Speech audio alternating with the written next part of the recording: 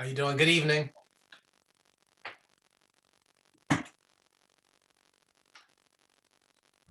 How are you guys doing? Good, good. Good evening. Good evening, good evening. How are you?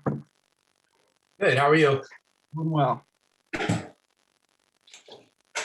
How's college going? Well, it's going good. I mean, it's been different, just like everything else in our lives, right? Right, correct. It's like we're turning the curve though here. We're hopeful now. Almost there. Yeah. I'm just going to introduce myself. I'm Nancy Proyact. I'm your moderator for tonight. Richard, we met last year. Yep. I'm here again. Good for you. Meet again. Is it Devon? Am I saying Devon. Devon? Okay, good.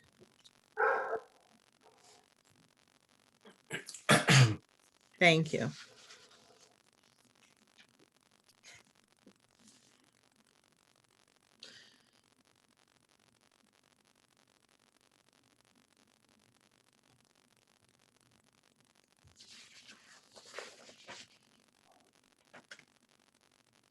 My name's Bridget Cardy. Richard, we met last year. Yep. Nice to see you again. Nice to see you. I'm just timing everything for you. And so to let you know, I'll be holding up the sign for 30 seconds left. Yep. It's backwards. It's backwards to you? Yeah. Ah, geez. All right. That's right. I thought I wrote it backwards so that you would see it. So it should be right way for me, I guess. Hold on a second. See if I have time to do another one. How much time do we have? 5 minutes? Let me see. I wouldn't worry too much, Bridget. Yeah, we have 5. It's 6:55. I am gonna have an alarm, so hopefully you guys hear that. Okay. All right, give me 1 second.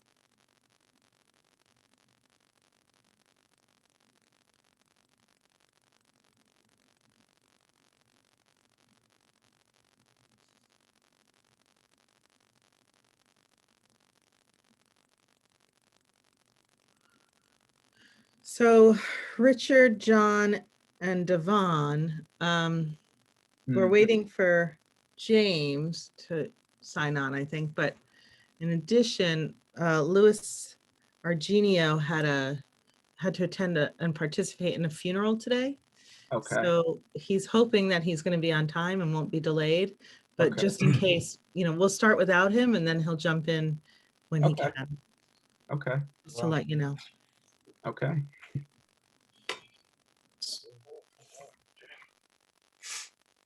There's James. Yep. See him now. Good afternoon, everybody. Good afternoon, good evening. Good afternoon. Good evening to you. James, I'm Nancy Proyact. I'll be the moderator for tonight. I've already introduced myself to Devon and Richard.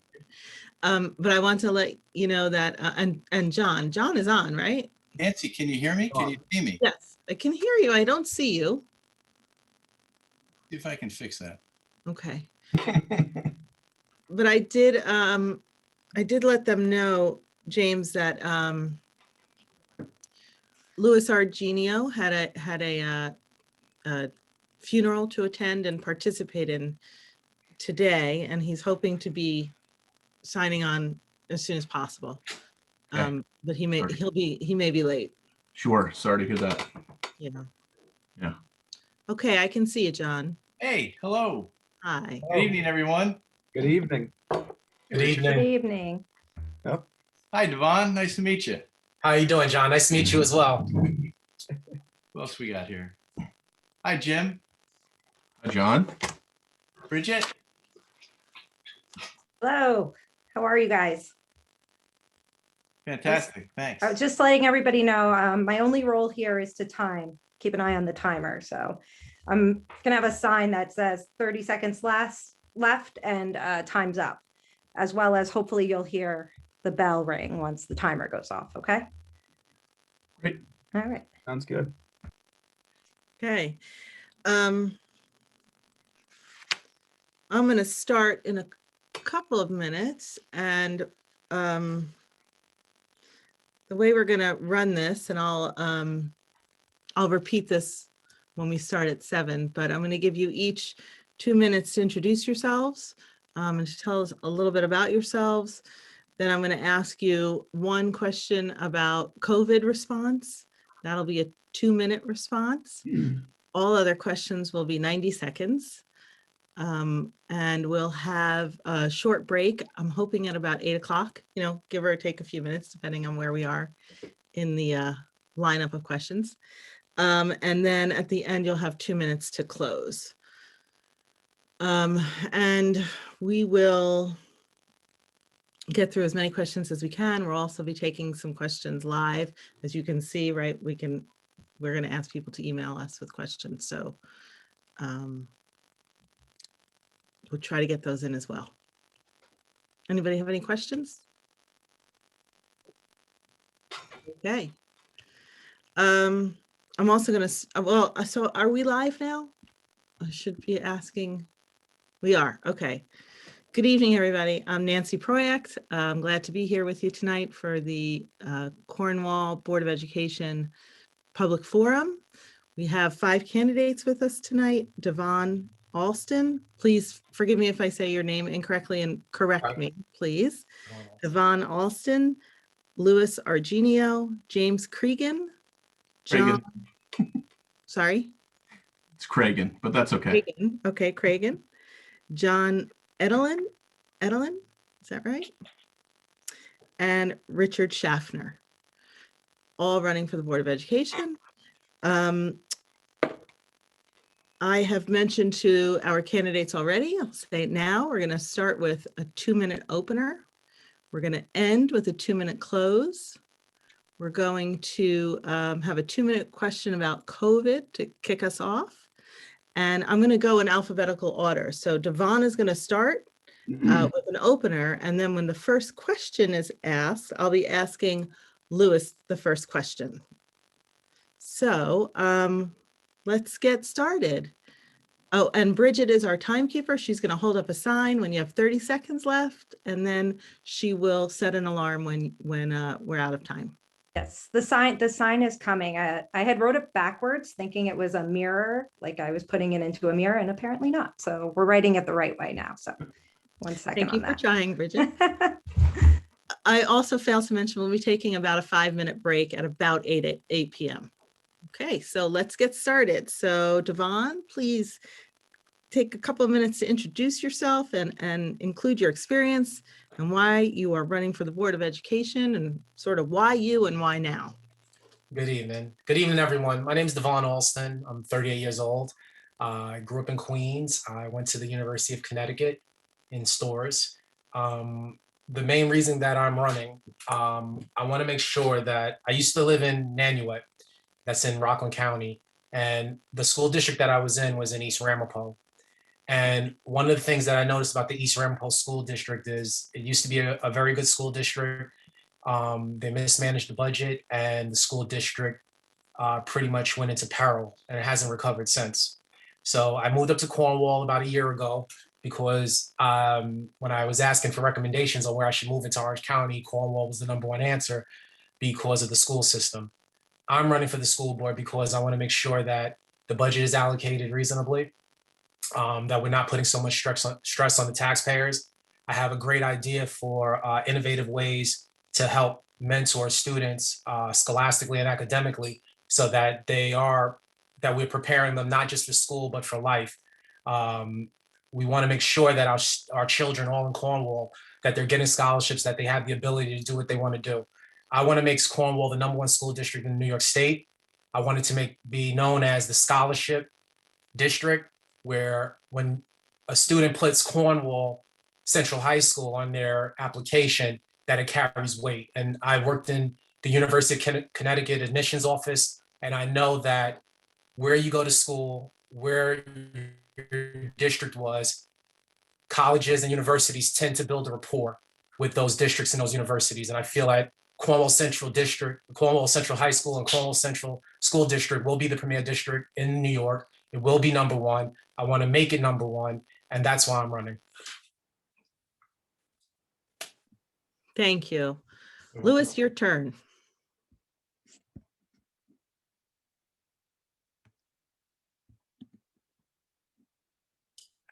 He's on mute. Yep. I will ask you, by the way, to mute yourselves when someone else is speaking. It said the host had muted me. I thought that was going to be your intro, your cutoff for us. So I kind of stalled. Okay. No, sorry. Okay, no worries. Thank you, Nancy, and thank you to all the viewers who've taken time to be here as well. I appreciate the opportunity to participate this evening. I'm Louis Argenio. I'm a 5-year resident here in Cornwall, but a longtime admirer and cheerleader of the school district. I've been participating in Cornwall school-sponsored events for over a decade now, and proud to call Cornwall my home. Most of you have communicated with my wife, Megan. She is the Assistant Superintendent of Instruction here in Cornwall. My wife and I have 2 teenage boys attending both the middle and high school. I know firsthand that Cornwall Central School District is a sought-out district in our local area. I relocated my family here to be part of its greatness. I'm here before you running for a second term because I believe in its excellence, and I want to do all my power to push us to greater heights in the most fiscally responsible manner possible. I've traveled the same road as many of my fellow community members and am compassionate to the plight of the last year or more relating to the challenges of COVID-19. Early on as a young father, I realized that my children have a moment to be children and the rest of their lives to be adults. That small window sets them up for who they will ultimately become and the path that they'll take. At that moment, I committed my life to their success, wherever that path may lead them. 3 years ago, by being elected to the Board of Education, I accepted that responsibility for all the children of the district, and if elected for a second term, will honor and continue that pledge. Thank you. Okay, great. Thank you. James, you're up next. Challenge to find the mute button. Good afternoon, everybody. My name is Jim Cragan. I am running for school board, as we all are here. I grew up in Cornwall. I'm a product of Cornwall schools. Went on to get an undergraduate degree at the University of Notre Dame, and then a master's degree in chemistry from the University of Maryland. And about 7-8 years, when I started having my own children, my wife and I, we decided to move back here. It was a great experience for me growing up here and participating in these schools, not just academically, which I was well prepared to, attend good colleges and universities, but also I participated in sports, and I participated in music, and a lot of those experiences helped to shape who I am today. So I have 4 children, and I want them to have the same experience and the same quality of life that I had growing up. And I think that by participating and bringing my skill set as a small business owner to the Board of Education, I can make sure that I have, being a small business owner, we know how to analyze budgets and make sure that we are fiscally responsible, but providing everything that the children of our district need. So we need to balance those 2 factors. And I think that my experience and skill set will be a complement to other members on the board to continue, the good job, the good path that we're on, and to continue to improve our district and to make it even better. Thank you. Thank you. John? Well, good evening, everyone. My name is John Edlund.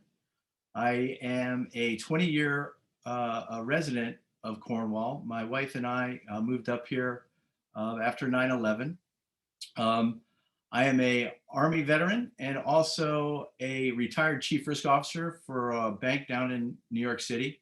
After a 21-year career on Wall Street, I founded a small business, basically a consulting strategy risk practice, where I've been doing a variety of things for different organizations focused on strategy and risk for the last 4 years. I have a 15-year-old daughter who is a sophomore in the high school. And I have come to understand that, as we say in Cornwall, the motto of pursuing excellence every day, that it can't be achieved unless we have the proper resources, mindsets, and people to make it so. And it's one thing to have great mantras, another thing to develop great citizens. And I think the district has done a very good job, but can always do better. So I believe in continuous improvement. And the reason why I'm running again for the board after my, with Lewis serving for the last 3 years, is because I believe as much as we've made some progress in the areas of accountability, achievement, and advocacy, there's still a room for improvement, especially after the year of COVID that we've just endured. So I'm looking for everyone's vote. I hope to serve and provide additional help and expertise in terms of oversight for the district and continue its winning ways. Thank you. Thank you. And finally, Richard. Well, good evening, everyone. I hope you're doing well. I want to thank the PTO Trust for putting this together, not only for the community to learn about the candidates, but I think for all of the candidates to learn about each other and who we're potentially going to work with moving forward. So many of you probably remember me from last year. I wanted to start out with a concern that I've heard in the community, and that is some people are concerned about my age. And I don't think age should be the deciding factor of one's qualifications for the school board. I think one's experiences, perspectives, and just experiences in school matters should be what matters most. I've gone through the Cornwall school system. I've born and raised here. I have homegrown values that really built me as a person. Currently, I'm attending SUNY New Paltz, studying to pursue my passion, which is teaching children. I have firsthand experience of being a student, both at the high school and college level, of what it's like to go through COVID. I mean, going to school one day and leaving on a Friday afternoon, not knowing that our lives would change for at least the next year. So I realized how difficult it's been, not only for our children and students, but our teachers as well. They've had to adapt to these new changes, and it's been very challenging for all parties.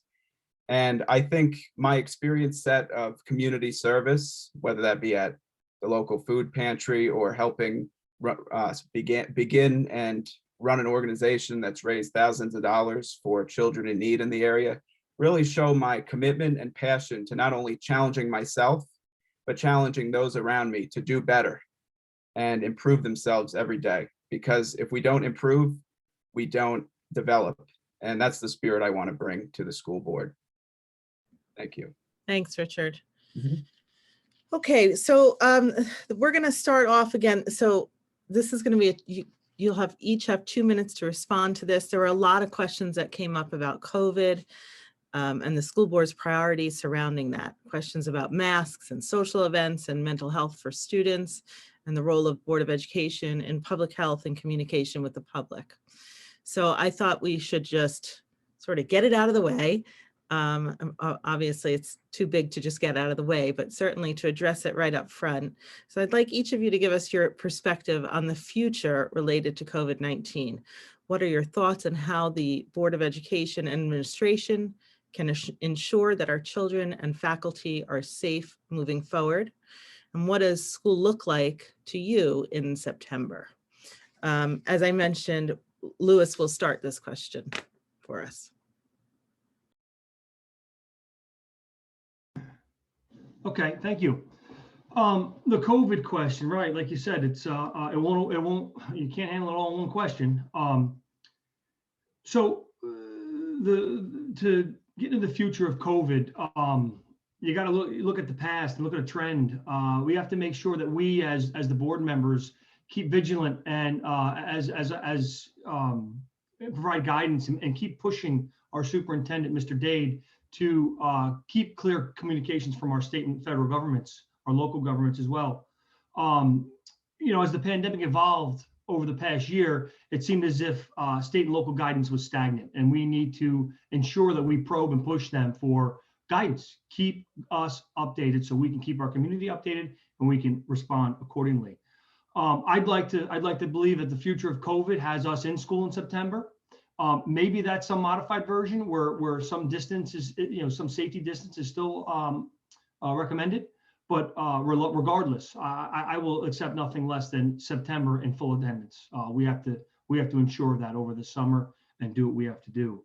What was the second part there, Nancy? Safety in the schools. I know that our school system, Walter, has done a fantastic job and continues to do a fantastic job with his team to procure all the proper safety cleaning agents to keep the school clean. He and his team are out there all the time, every night, on the wiping surfaces. I see the hand sanitizers in the school. I know he's out there doing what he has to do, again, to keep the schools clean on a day-to-day basis. And as I said, the school in September, I'd like to accept nothing less than an open school in September. And if it's a partial modified version thereof, I want school to be open. I want this to be behind us, and I want these modifications to be behind us, and I want school open full-time in September, K-12. Okay, thank you very much, Louis. Next, Jim. Great, thank you. So you asked about the future of COVID. I want to start and talk about the past of COVID only because that's really the issue that brought me really into this race. Obviously, being part of the community, just being an informed voter, I've always paid attention to the budget and, board meetings. Have not watched all of them. The past 6 months, I've watched all of them. I've been very involved because I have 2 kids in elementary school. I have a second grader and a kindergartner. Kindergartner on Zoom simply does not work. It just doesn't work. Plain and simple, full stop. So in talking to other parents, how we started was, asking questions of the administration. When are we going to go back? Became county, state, federal. We've had issues at all different levels. Thankfully, we've been able to work through all of those issues. I think the school on balance has done a good job. I wouldn't have done everything the same way, but that's why I'm in the race, because I wanted to throw my voice in. I've spent dozens of hours communicating personally, writing emails, doing FOIL requests, calling the County Department of Health, the New York State Department of Health, working with other parents and the other parents in the district, and teachers have said to me, you should run for Board of Ed. So that's what propelled me into this race. As far as the future of COVID, thankfully we have the vaccine. Thankfully, teachers were priority in line for that. I want to say 3 or 4 board meetings ago, Mr. Dade reported that I believe 85% of teachers had had their vaccines at that point.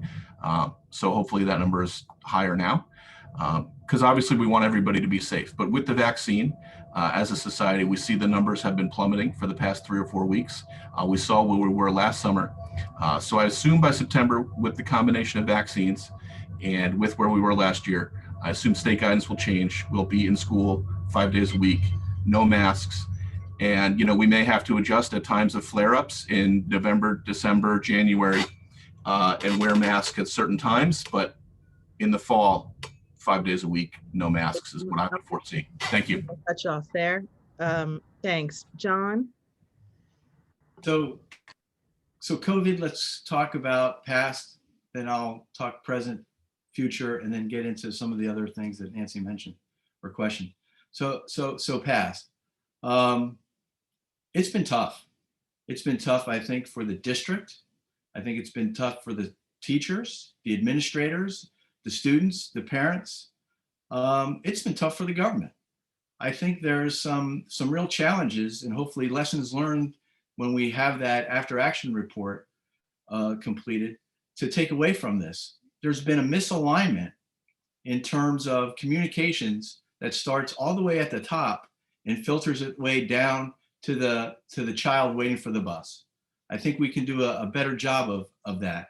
And part of my mission here is to encourage and help the administration actually accomplish those improvements. So there's been some mistakes made along the way. A lot of learning and growth has occurred, I think. And I don't know where we would be right now if we did not have the administrative team that we have in place. I don't think the team last year that we had could have pulled off what we've accomplished so far to date with them. So I'm grateful for the current team for what they've been able to achieve, but we still have a lot to go. I'm grateful also for our present. On Monday, we're going to go full time, 5 days a week with all grades, which I think is a great achievement. A lot of that has to do with where the numbers are, unfortunately, the metrics, which are zero risk in terms of their tolerance. But I'm hopeful that we can continue these low risk numbers and take it all the way to September. The real challenge as I focus into the future is what happens. Excuse me, sorry. What happens when we approach December and the numbers start going up again? Yes, vaccine may take that off the table, but I worry that unless we engage our politicians as well as our healthcare professionals in a more robust way, we in Cornwall, which is a little bit of a hamlet, is going to suffer because other parts of the county are running high numbers. Lastly, I'll say in terms of safety, safety is paramount. Physical safety, I heard Lewis talk about. I think emotional safety, we're going to spend a lot of time over the next couple of months and years trying to ensure that we have a proper emotional safety for our students. Okay, thank you. I'm going to stop you there. I'm going to ask everybody to try to keep within their time limits. We do have other questions, and so you can sort of piggyback on those as well. If you don't get to everything that you'd like to in the time allotted.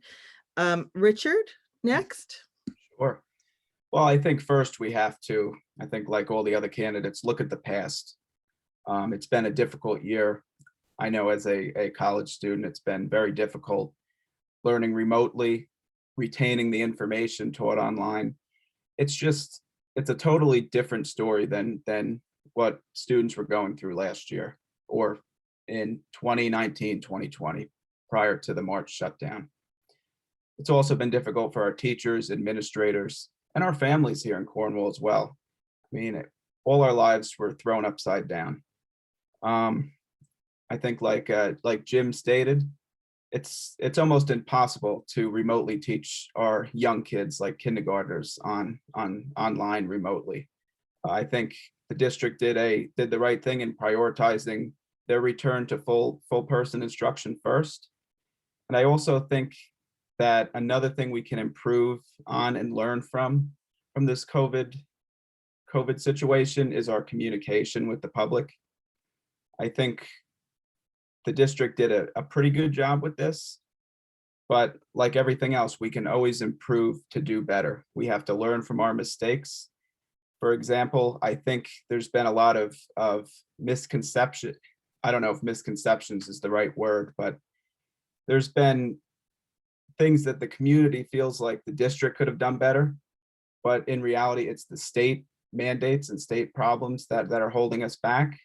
So as a board member, a potential board member, I think what I'd like to focus on is advocating to our representatives, our local representatives and those in Albany, because yes, we're planning on going back this coming Monday, but we have to be proactive.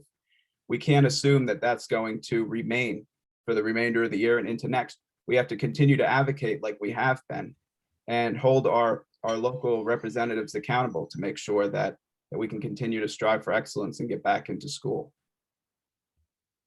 Thank you, Richard. Thank you. Finally, Devon. Yes. I think one of the things that we must do is we have to look at the past, like everyone else has said, and look at the mistakes that have been made and capitalize on them. But then we have to focus on the future as well.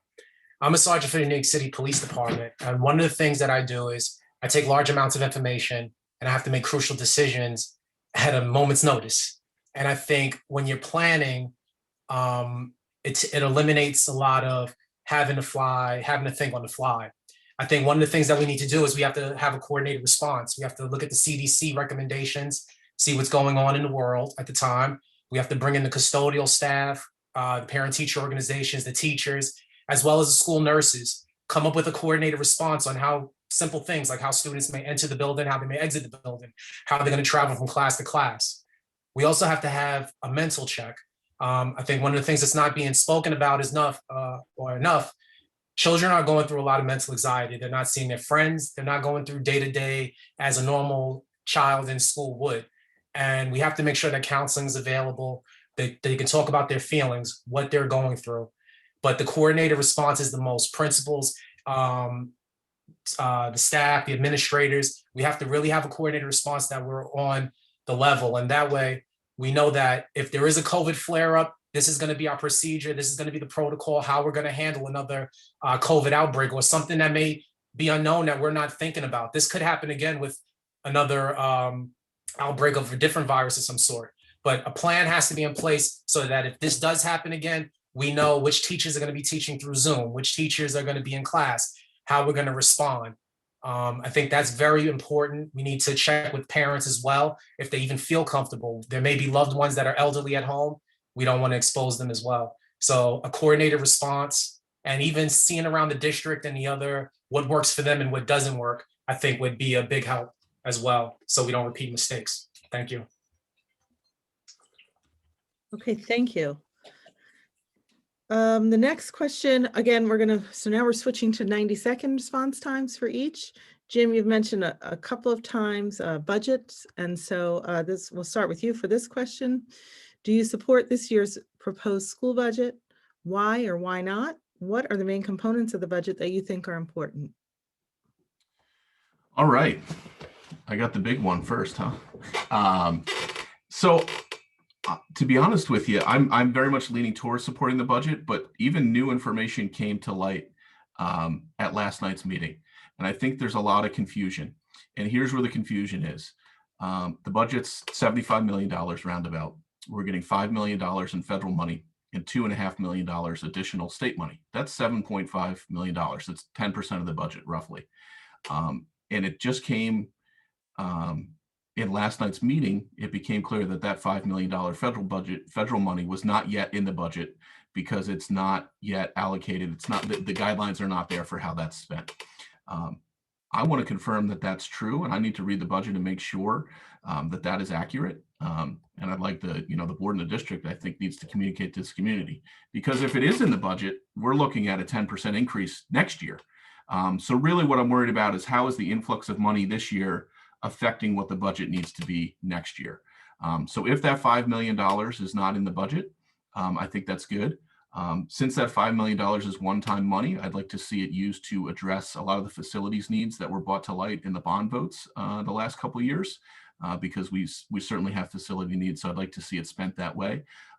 So I want to confirm where I'm at, because there's been a little confusion on this late coming federal and state money. And I want to ensure that the state money that's coming in is going to be with us for a long time, not just a one-time infusion of money as well. So thank you. Thank you. John, you're up next. Do you support this year's budget? Why or why not? And what are the main components of the budget that you think are important? So thank you, Nancy. Let me just address one thing that I heard Jim say, because I'll take responsibility for what I believe is some misinformation that he was talking about. I'll use my time to just clarify. The $5 million that he and I were talking about earlier is not in the budget, and it's actually some monies that we can tap into at a future date. So I'm sorry for any confusion I may have caused in just a private conversation, but I'll take the responsibility for Jim articulating what he said about the $5 million of federal aid. It's not in the budget. I'm sorry, Jim. In terms of supporting the budget, I support the budget. Why do I support the budget? Is because this district has gone a long time without properly resourcing facilities and staff in order to get the job done in terms of educating and developing our children. This budget tries to address some of the mistakes of the past in that regard, and I believe more work can be done. And the reason I support it this year, additionally, is New York State has finally come to the floor and started paying its share using foundation aid. They still owe us $5 million, by the way, going back from 2006. So I support the budget. I believe it addresses some of the ills from the past, and I look forward to it passing on the 18th. Thank you, John. Richard, you're up next. I'm up. Okay. Well, I think we're in unprecedented times, which require unprecedented measures. Our children, they've been in and out of the classroom for over a year now. I think our students have had to overcome so many challenges and obstacles, and we need to focus on getting them back on track to where they need to be, primarily, and come September. So I think it's important that we have up-to-date information on how they're doing currently. On the budget this year, there was information from the 2018-19 school year, and when I was in 11th grade. So we haven't had this updated information shown publicly anyway. So I think we need to analyze and identify where our children need help the most, because I think, as it's shown, COVID has changed our lives. It's a different education system and different world than it was 2 years ago, 3 years ago. And I'm very thankful that we received $5.1 million federal aid package to help the needs that every child has, and to help our teachers overcome these challenges of getting our children back on track. So I'm very thankful for that. Thank you. Okay, thank you. Devon. Yes, I know the budget is a very hot topic issue. It's probably one of the hottest topics with regards to this year's Board of Ed elections. I own a couple of multifamily houses. I deal with the budget every day. I know what it's like to organize, otherwise you will fail. I'm also in other organizations where I handled multi-million-dollar budgets. What I'll say is this: you have to plan for the future. You can't just throw money at a problem when it arises. You have to be forward thinking. We shouldn't be thinking about now. We should be thinking about 20, 25 years from now. I walked around today, I walked around for the last 2 weeks, door to door, hearing complaints from a lot of concerned people like myself, homeowners, and they're worried that the cap is only rising. There is no end to the spending, and eventually they will have to sell their homes. That is a real concern, not because they want to, but because they have to, or because they're going to move out as soon as their child graduates. I think strategically we have to invest in the infrastructure. Some of these schools are a little older. We have to make sure that the structure is sound. Otherwise, you don't have the school. You need a structure. And another thing you need is technology inside the schools. I think teachers need this technology. It'll prepare the students for college level. And a lot of the technology nowadays is not that expensive as smart boards. Smart boards are outdated. They're not using that in universities anymore. They're using things such as Apple TVs, for example, and a board. So I think we have to be smart about our spending and come up with a plan in order to spend our money wisely. Thank you. Okay, thanks, Devon. And finally, Lewis. Thank you, Nancy. You asked about, do I support the budget? I do support this year's budget. I was one of 9 members who judiciously looked through and reviewed this budget, and I voted yes on it, so I do support it. And why do I support it? I think this budget, I support it. It's below our tax cap. It's a moderate increase in the end, the percentage. And I think it represents our district well. I think the money allocated is allocated properly and appropriately. I think, my colleague John had mentioned foundation aid is there, that $5 million we talked about, and it's earmarked to go into a savings account. And when the government can tell us what we're allowed to spend it on, at that point we'll assess what our needs are, and we'll allocate that money accordingly. We've saved our money. Harvey has done a fantastic job at saving our money so we can replace a chiller, which is a big component item. We've saved and we prepared for that. We knew it was coming, and here it is on our docket. A few years ago, we repaired a service to the middle school for power. So we are planning ahead, and we are working towards that. And all in all, we're the lowest cost per student for the last 12 out of 13 years at 18 some odd $1,000, just less than $19,000, the lowest cost per student in the area. So I think that we're doing very well with this budget this year. Thank you. Thank you, Louis. The next question, John, you'll start us off. It's about a contingency budget. If there were to be a contingency budget, what cuts would you prioritize? And what would you absolutely want to see kept in place? So I hope we don't have that possibility arise. Cuts are never fun. As a matter of fact, I think people suffer when we start moving toward periods of austerity. My priorities, I wouldn't call them priorities. I think the things that would need to go are the things that we're adding this year.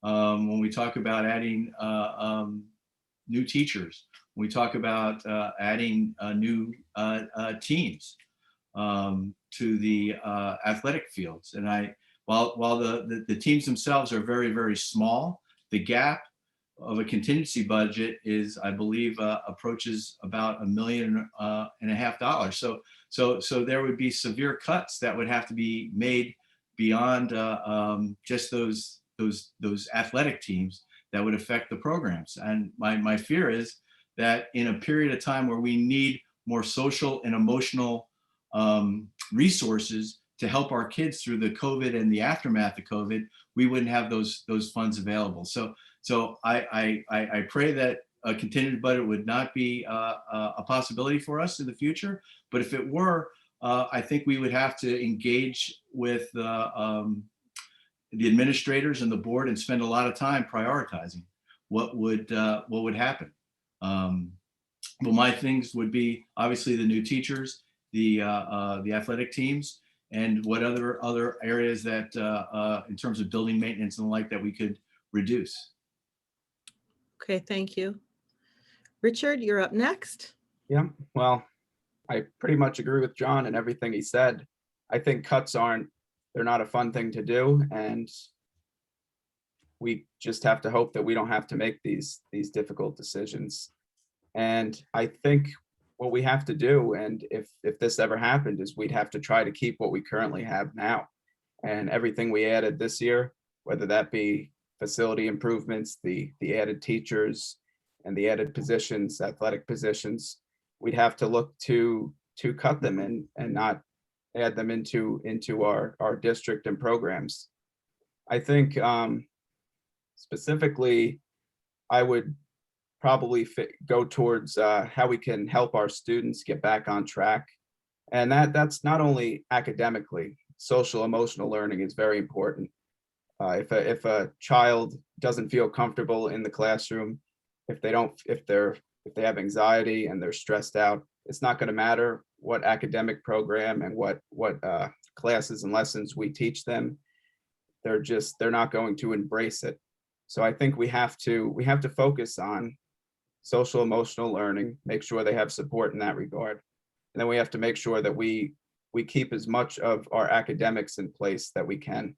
And unfortunately, hopefully we don't have this, it doesn't come down to this, but I think I would have to lean towards preserving as much of the academic and emotional support that we can. Okay, thank you. Devon? Yes, I think in the case that the budget proposal would be defeated on May 18th, you have to sit and you're gonna have to really put the budget in front of you and go line by line and see what's vital of your list of priorities and what's not. And with that being said, academics would be number one. We would have to preserve everything academically. As far as infrastructure, that is a priority, but that would have to be held off. You would have to go and see exactly what you're spending on infrastructure, what is needed now, and what could wait till next year. You have to see, especially I know the teams. I played varsity baseball in Martin Van Buren High School for 4 years. I would hate that, but unfortunately, that may have to be one of the things that's cut. But again, that's a drop in the bucket as opposed to the overall budget.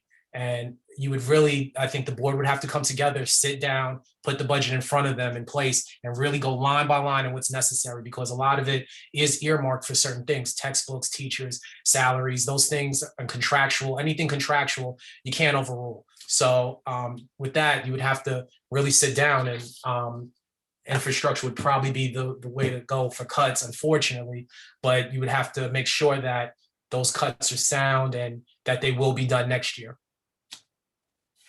Thank you. Thank you, Devon. Lewis. Yes, Nancy, contingency budget. What I cut, what a difficult thing to prioritize, or even say the word to prioritize. It's ugly. It's ugly. We fought this year and fought to get our kids in school. We were the ones that led the charge this year. We were the first ones in school. So to conceptualize the idea that we would have to then go to contingency, and the students that sacrificed so much this year already to go to a contingency budget, and have to visit this and tell them at the end of this, sorry guys, you really worked hard, but we've got to cut a few things. You really did great last year, but we got to trim this down a little bit. That's a hard pill for me to swallow. So I really pray that the community does get out and support this budget this year and votes for it.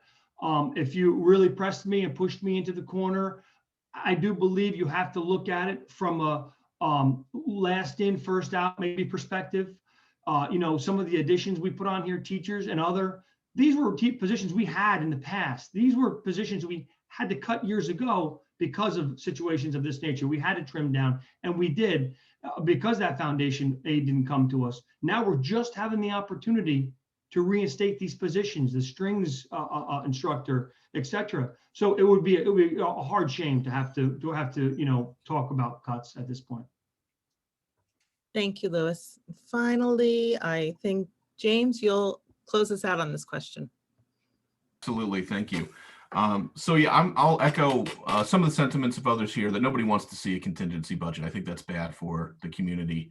I think part of that process is crafting a budget that the community will pass. And certainly over the past several years, that has been done. So we need to make sure that it's always a balance of spending the money versus, saving taxpayer money. Those are two competing issues. And they both have, we need to work with both sides. We need to add programs for our children, and we also need to make sure that older residents don't need to move out of town. So those are both interests that we need to take into play with each budget.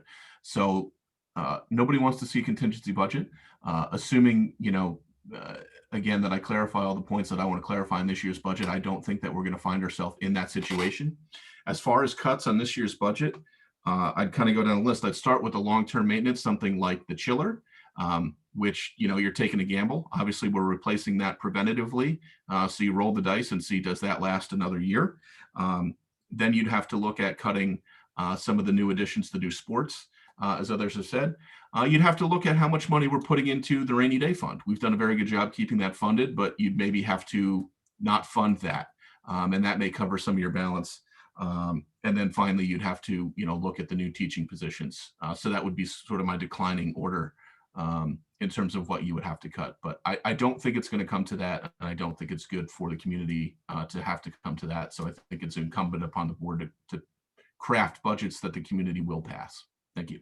Okay, thank you.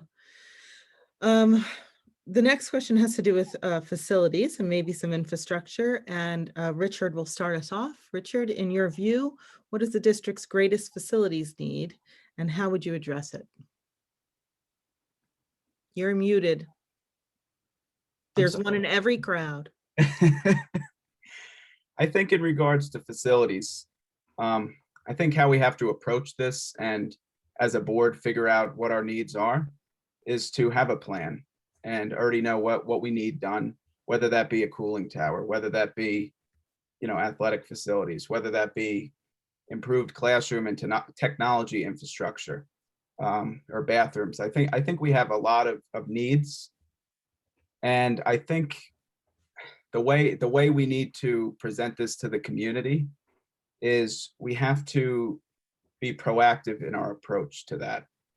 Whether that being before we even start the process, we need to have a specific plan on, okay, well, how are we going to involve the community? Because I feel in the past with the two failed capital bonds, I think the concern in the community was that they didn't get, or they weren't able to provide as much input as they would please to, and they felt that the district was pairing their wants with the needs. And whether that's true or not, I think that's up for debate. Everybody has their different opinions on that. So I think as a district, we can learn from our previous the past, and make sure that we're more clear in our communication and our specific plan to reach out to these different branches of the community to get these things done regarding our facilities needs, because they're very important to a successful district. Okay, thank you. Devon, greatest facility needs and how do we address it? I think with the facility needs, what we need to do is we need to talk to the custodial staff. They're the ones that are there every day. They know the ins and outs of the school. They know its limitations. They know its strengths and its weaknesses. I think as far as addressing them, what we need to do, first things first, you need to get contractors in there. You need to get professionals, licensed professionals in there, plumbers, electricians. We need to know the shelf life of what's going on. Now, I'm not saying that we can predict when a boiler is going to break down. A wire could blow at any minute. Okay, that's the nuts and bolts of it. But we need to get them in there. We need to go, what are the problems of this school with this structure? Have them walk through the entire school, list it, come up with a plan, and address these plans, if possible, within the next 5 years. You know pretty much what your strengths are and what your weaknesses are, and what's going to break and what's not going to break within any facility, any house, anything like that. But this is on a commercial scale. So I think getting professionals in there, knowing knowing about our plumbing situation, our electrical situation, knowing about the roofs and things like that will go a long way in planning ahead, because at some point we have to cap it. We can't just keep chasing a problem with a Band-Aid. It's not going to work. Thank you. Thank you very much. Louis, you're next. Thank you, Nancy. Facilities, greatest facility needs, and how would I address them? So we need to lean on our architect that we've hired, and get our BCS survey, our building condition survey required by SED, and we need to leaf that page by page and review that and understand what the architect is seeing as the professional of the group. Certainly consult with Walter Moran, our head of buildings and grounds, and hone this in. What I can share is that I believe that our districts are in most need of infrastructure support, things that are behind the walls, things that you repair over and over, and you don't quite see the root behind it. So I think we need to, peel the onion back a bit here, get to the root cause of some of these issues, and fix the infrastructure issues of our buildings, and then work our way out, giving our children a safe haven, a safe place to attend school, give our educators a safe place to attend, hopefully making them more productive and educating our children. Thank you. Look, I muted myself too. Sorry. Thanks. Yeah. Thanks, Louis. James, you're up next. I can't call you out if you call yourself out. So that's not fair. You took that opportunity. I like that. That's why I did it. So yeah, so I will piggyback with Louis, but I'll add a twist of we do need the facility agreement. And I actually thought about this afternoon and spent about half an hour on the district website and could not find the 5-year facility plan. I know we have a 5-year plan. It's talked about in board documents, couldn't find it on the website. So that's certainly something that should be accessible to the public. I believe we're coming to the end of our last year plan, and the board has been working on the new 5-year plan. I think we'll give everybody a 1-year pass for this year because there were some other issues going on. But I think the biggest, facilities need is the broadband, which we was told was an issue last summer, so we couldn't do some of the live remote learning, which got instated in the March timeframe. for the high school and middle school students. So certainly to make sure that that situation is done and dusted is very important. And then, I'd really need to see the survey. So I'd need to see the plan, which I couldn't find. But I think just, based on what we were told as a community 3 or 4 years ago with the bond issues, there was a lot of deferred maintenance. So there were bathrooms that were inoperable. So certainly need to go hit all of the low-hanging fruit first, and then think about what are some of the larger capital projects. So broadband, deferred maintenance, and get the 5-year plan and stick to the plan. Thank you. Thank you, James. And John, you're our final respondent.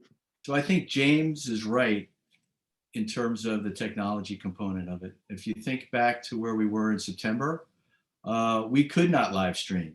And it's because we hadn't made the proper investments to make sure that that technology was available. So when I think of infrastructure, I think a little bit beyond just the bricks and mortar of things, but also what it takes to have a 21st learning environment in a classroom. And so we're deficient there. We're still deficient there. We have buildings, COH, the high school, where we're having intermittent challenges in that regard. So we need to prioritize and address that thing in terms of technology. I also heard mention about the building survey. That is, we've been patiently waiting for it from the architect. That 5-year hopefully will give birth to a list of priorities that need addressing and a discussion with the community on how best to do that. And when I say how best to do that, is it cheaper to do it with federal funds that I heard James mention earlier? Or is it best to go ahead and have a partnership between federal dollar, state dollar, and taxpayer dollar to make sure that the impact of any infrastructural capital spend for the district and its taxpayers is the lowest possible? There's lots of ways that we can get into financing it, but for every dollar that we spend, 25 cents can come from the taxpayer, but 75 cents, if we do it properly, can come from the state and beyond. So I'm focused on that, and I hope that the survey will be the impetus to having that strategic plan that I heard James mention earlier. Okay, thank you. Thank you, John. We're going to do one more question before the break. And Devon, you'll start us off. Outside of COVID-19, what do you think is the biggest challenge currently facing the school district? How do you plan on helping to address that? And please be as specific as you can in response. Yes, definitely the mental health aspect of it. Students are going to come back. They're going to need mental health services. Hopefully not. We have to have a gut check with them. We have to see what they're experiencing. With that comes with hopefully they're feeling, comfortable with their teacher, that they can express that we have the guidance counselors on hand where those issues can be addressed, and that we have peer counseling. That's another thing. You learn from your peers, and if they can get together, they can figure out what problems we have. I think also getting them back acclimated to sitting in class and learning. We need to get them geared towards the next grade, get them geared back to standardized testing, taking tests under time limits, taking tests and having that that comfortability of not being at home, so to speak. I think we have to get them back into the routine of things. And I think that's going to come with test prepping over and over again. Just making sure that they're able to take standardized tests such as PSATs, even if we have to get them taking it in the 8th grade with the PSAT 8, the PSAT 9, PSAT 10. You'll learn that if you take regular tests and you don't do any preparation, you'll have a lineal scale of grading. So I think the more that students take tests, they'll get back into the swing of things. And I think our students are pretty tough. Cornwall students are really resilient. So those are the issues that I see in front of them. Yeah. Okay, thank you. Lewis. Nancy, the greatest challenge you think we were going to face outside of COVID-19, for a moment to stay on COVID-19, I'm going to piggyback on Devon. I think unquestionably, unparalleled, the mental health of our children needs to be on the front line bar none. We need to ensure that as a board member, I would ask and ask, the leadership teams to ensure that we are pushing out to kids, not just waiting, proactive rather than a reactive approach to this mental health concern. Make sure we're pushing out and seeking out the children, not just waiting to hear if there's a problem. So that goes in my mind without saying. That's in COVID. Outside of COVID, in the upcoming year, on the tails of the year we've had, I think it's critical that we maintain our community outreach and communication with everybody and continue our forums. Our communications committee, I think, does a fantastic job in their forums and what they do. I think it's critical, again, in the upcoming year, to be as transparent as physically possible and allow the community to see in and to see all the workings and all the goings on. So, to give them the confidence in us. There's no secret wizard behind the curtain. It's everybody pulling on the same rope for all the children to be the best that we all can be. Thank you, Louis. James? Thanks, Nancy. Can you just repeat the question? I just want to make sure I'm answering as you're posing it. Sure. Outside of COVID-19, what do you think is the biggest challenge currently facing the school district? How do you plan on helping to address that? And please be as specific as you can be. Great. So I'm going to cheat like the others did and say you can't go outside of COVID-19 because we're not outside of COVID-19. So priority number one is we're going to need to learn to live with COVID-19 as a school district, as a broader community. This is going to be a seasonal thing that's with us like the flu for years and possibly decades. So we're going to have to learn how to deal with that and what that means. Devon and Louis both talked about the mental health of our students. Very important. We need to be worried about the academic health of our students. A lot of students lost learning this year. So we need to figure out how we are going to measure that, how we're going to know who lost learning and who needs remediation this year. And how do we deal with that and plan for that moving forward. I'd say the biggest thing dealing with the districts, I think we just need to be longer term in our thinking. As we talked about the last buildings answer, I said I couldn't find the 5-year plan. I think we need to be more public facing and have a 5-year plan that the board puts out and think strategically about what are the academic programs that we want to add within the next 5 years.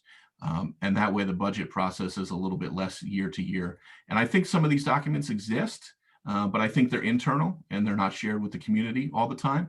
And I think we need to do a better job of making sure that we're planning for long term. We're a healthy district. We're a good district.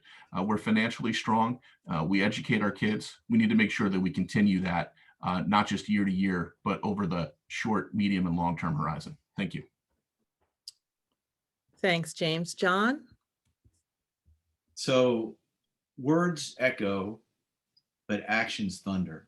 And what I heard everyone speak to is the most important challenge we face in or out of COVID, and that is the gap in learning as well as social and emotional development that our children have faced over the last year plus.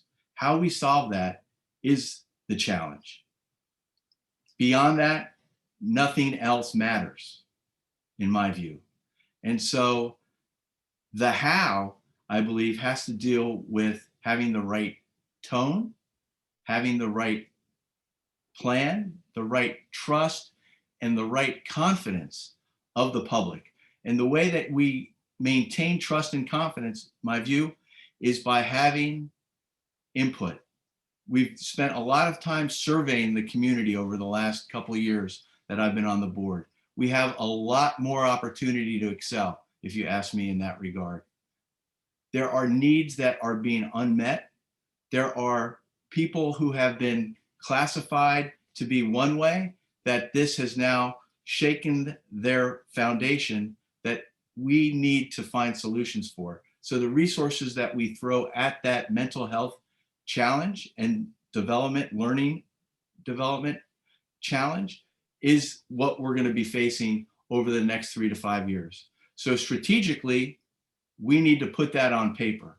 And if we're able to collaborate together, the board, the community, and administration with the teachers, we're going to get there. But we need to start it soon. Otherwise, we're going to leave a generation of kids behind.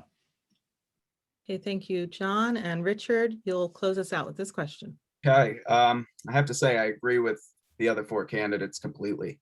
I think it starts with social emotional learning and the emotional state of our children here in Cornwall. It's this whole year has been, or year and a half has been difficult for everyone. Imagine just going home on a Friday afternoon and not going back to school for the rest of the year, being away from your peers, being away from your teachers. And at that time, Cornwall didn't have the ability to do live streams. So we basically were just going on Google Classroom and doing work and submitting it. There was no interaction between, or there wasn't much personal interaction between the teachers and ourselves during that time. So I think that's really a major part of what, like, the most important issue that we have to address moving forward. And then that leads right into academics. Like I said before, if a child is stressed out and not comfortable in the classroom, the academics, no matter how good the teacher is, no matter how good the lesson is, how individualized the lesson is, it's not going to matter. So we have to first work on the social and emotional well-being of our children. And academically, we need to focus on first, where are our children now? And then come up with a plan that will get them back on track where they need to be, hopefully as soon as possible and come September. However, we need to do that. Thank you, Richard.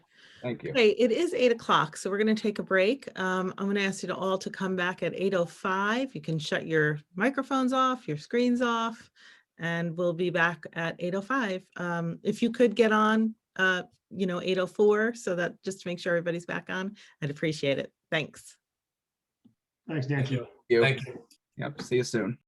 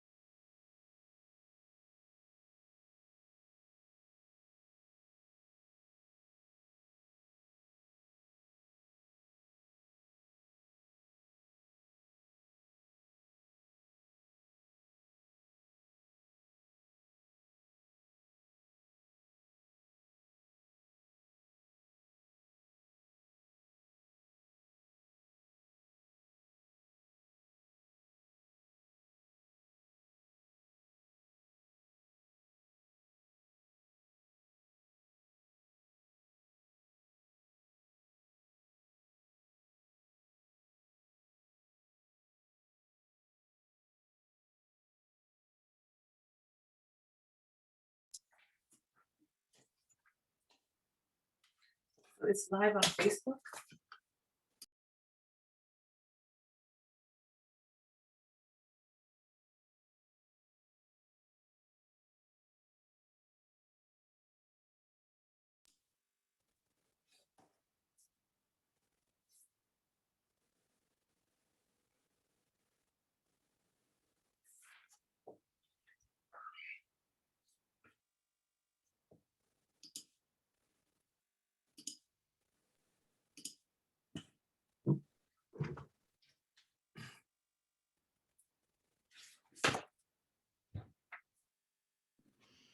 Okay, we're all making our way back.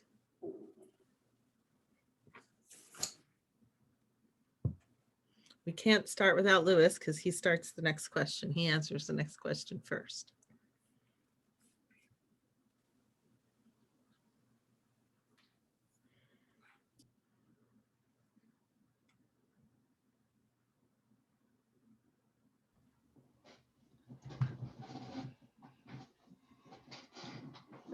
Okay, great. Thanks everybody for returning. You know, I do want to thank Sean. Sean, I'm not going to say your last name correctly. Is it?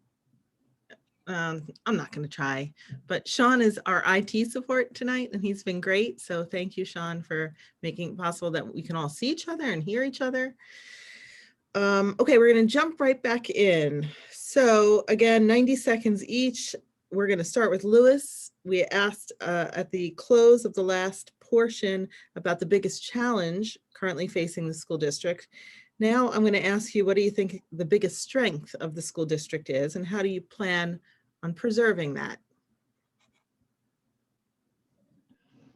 Okay. I believe one of the biggest strengths of our district is our personnel.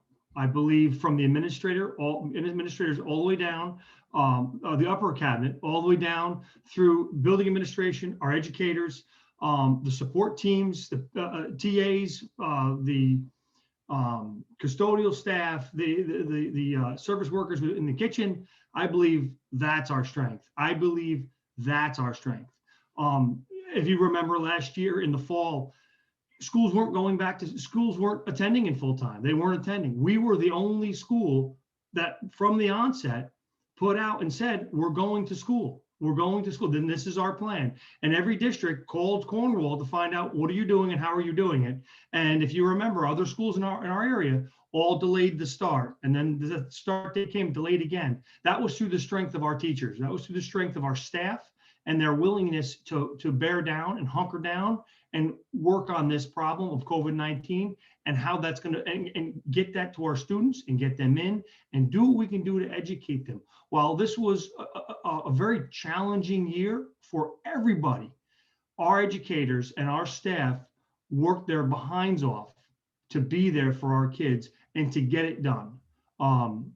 That's where I believe the strength in our district lies. Thank you, Lewis. Okay, James, you're up next. Great. I changed my name to Jim. I got to do it. I'm sorry. That's all right. I feel like I'm in second grade, or I feel like somebody's yelling at me every time you keep calling me James. I feel like my mom is yelling at me. So I think we have a lot of great strengths in our district. I agree with Lewis. We have a great staff. I'm a graduate of this district, so I know firsthand how great the staff is, and they prepared me to go to, top flight universities. So I think the staff is great.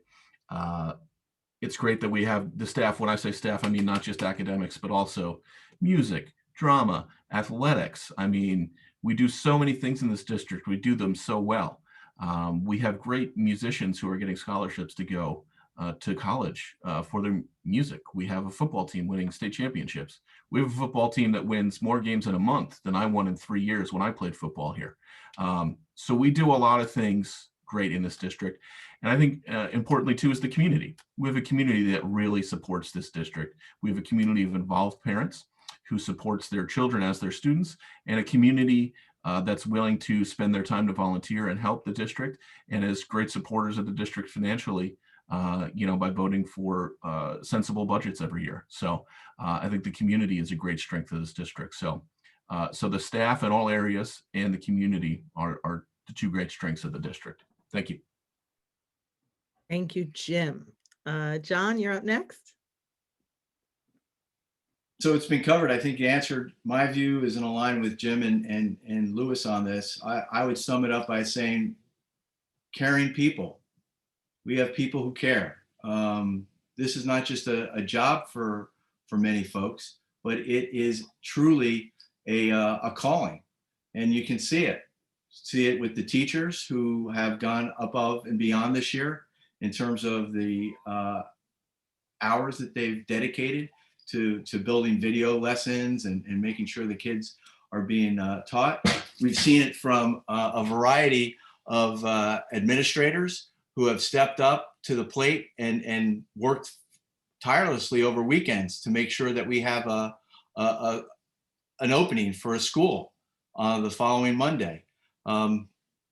We have a community that cares.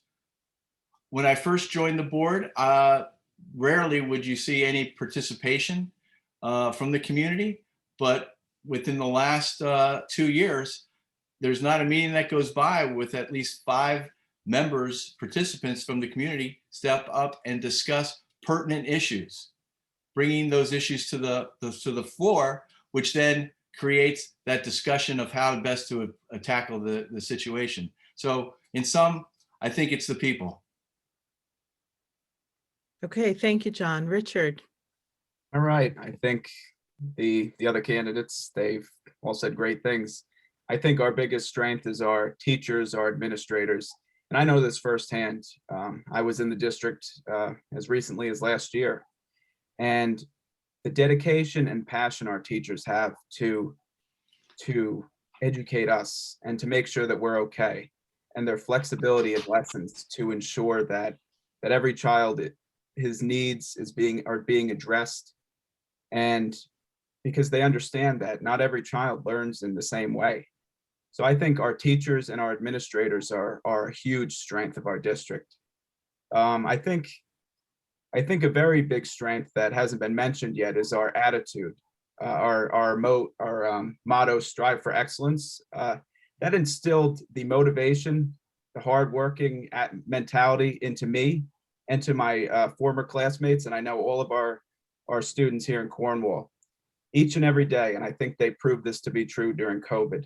They worked hard, no matter the circumstance. Our teachers as well. They worked hard. They made sure that they impacted our children in a positive manner each and every day. I don't think we should take that for granted, that motto and that positive attitude we put into our students and our teachers and staff every day. Our community is great. We have great parents that love their community, and I think they pass it down to their children. And with our volunteer community service initiative, I think that only helps improve that community involvement for our kids. Thanks, Richard. And Devon? I would say our Cornwall, our biggest strengths, our superintendent for number one. It starts with leadership and from the top down. And the leadership that he's exhibited really has gotten us from the dark into the light. COVID was very, very tough on all of us. The teachers also, another strength, as every other candidate said. Our parents are another strength. And lastly, the community and the children themselves. I think they have been a big strength. They had to persevere. They had to show a lot of moxie and grit in order to get through the day-to-day. And I think all of those components shows why Cornwall is a good school district. We can do better, and we are going to do better. And I think that the students will rebound like we've never seen before. And I think all of those components are our strengths, which is why we're still here. Okay, thank you very much. The next question, Jim, you're going to start. How do you propose to improve inclusion, diversity, equity, and accessibility in our school district? Or do you believe that these issues are being addressed sufficiently in our schools and amongst the faculty, administration, and board?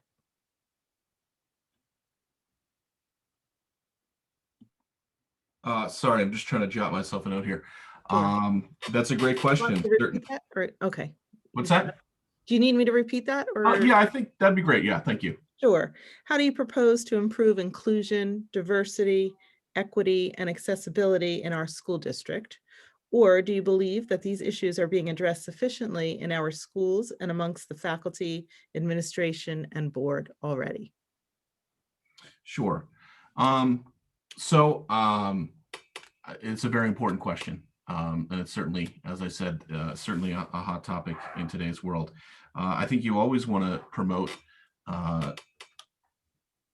inclusion, diversity. Those are great things.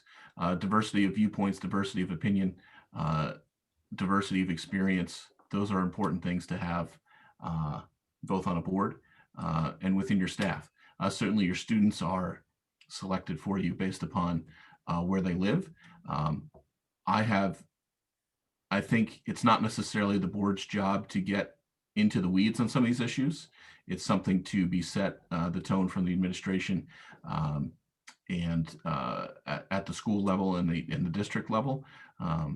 But I think it's an important consideration to consider different backgrounds, experiences, opinions to be inclusive when you are making hires, and the board would be, responsible for making hires at the administration level. So I think that's an important factor to add on to make sure that they have the skill set, in addition to making sure that they have the skill set to do the job appropriately. Thank you. Thank you, Jim. John, you're up next for that. So I think that the district is doing a fairly good job as it pertains to diversity, inclusion, equity. But this is a societal issue that goes beyond the district. And I think the district plays a huge part in unifying the country as we move forward in grappling with these issues. Very, very tough. I think what we have seen in terms of actions recently is a focus on the board in terms of hiring and looking for opportunities to hire candidates that are diverse, that rounds us out as a institution to provide different points of view, perspectives, and experiences, because it's only through those types of lenses that I believe that we're going to be able to develop our kids into citizens that are going to be able to provide for a better tomorrow in the 21st century. So I'm encouraged by what we're doing. I like the notion of Cornwall Strong, which is a very unifying notion in terms of we identify as one group, but I think we need to find ways that we can understand the injustices that have occurred in our society, the causes of them, and learn from them so that we don't perpetuate or continue to have them occur in the future. Thanks, John. Richard, you're up next. This is a very important issue. As a recent graduate of Cornwall, I think we do a very good job dealing with, inclusion, diversity, and all those categories. I think in Cornwall specifically, that these values have been instilled in me, that we have to love all of our neighbors, and we have to love all of our classmates, peers, everyone in the community. And we have to understand that each student in a district and school community, that each student brings a unique experience, a perspective, strengths, and different ideas. And I think our administrators, our teachers do a really good job at instilling this in us, because I think this is more about getting us ready for the real world. I mean, this is a very important part of preparing our students for the real world, that we have to listen to people and listen to others, even if we don't believe in the same things. And no matter what, we have to come together, work together, and appreciate everyone around us. So I think that's really a career and real life learning experience that Cornwall does a very good job in in doing. And I think it's important that moving forward, we continue to improve on this and make sure that we're keeping up with the evolving world around us. I think it's really important.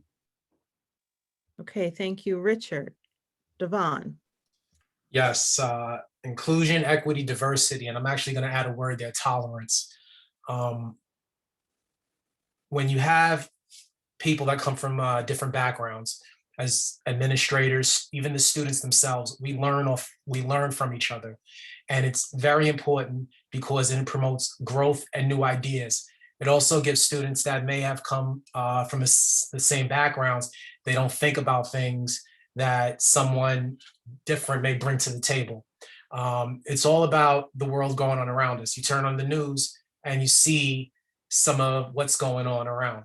We don't want Cornwall students to be introduced to the new world after they leave high school and they go to college and they go away and it's foreign to them.